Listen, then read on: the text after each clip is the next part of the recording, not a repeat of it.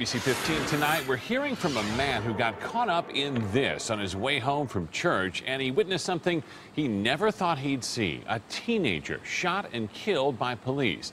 We were first to bring you the breaking news last night. ABC 15's Stephanie Hockridge back out of the scene tonight. And Stephanie, this witness's story conflicts with what DPS has said.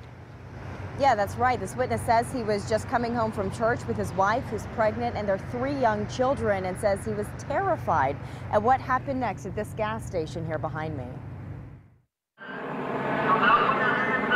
All I could tell was my kids just to get down. This man, who wants to remain anonymous, says he saw an officer pull up behind an SUV at 35th Avenue in Camelback without a siren or any flashing lights. I saw him run out with the gun.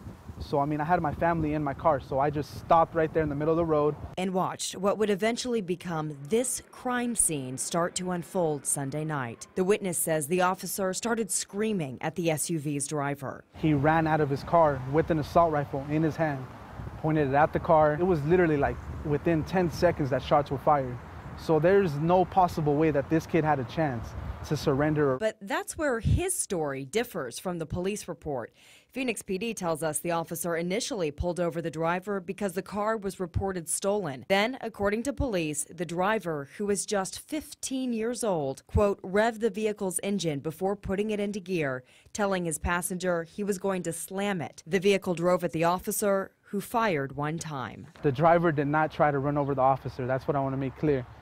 Shots were fired first, and then the car moved towards slowly, like 4 or 5 miles an hour. So I'm guessing the car was on drive.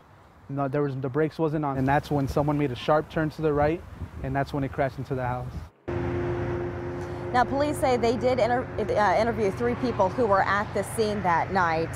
This witness says he does plan to go to police to help tell his side of the story, because he says the 15-year-old's family really does deserve to know what he says really did happen. By the way, Steve, this witness usually doesn't come home this way. He says his wife got into an accident about a month ago.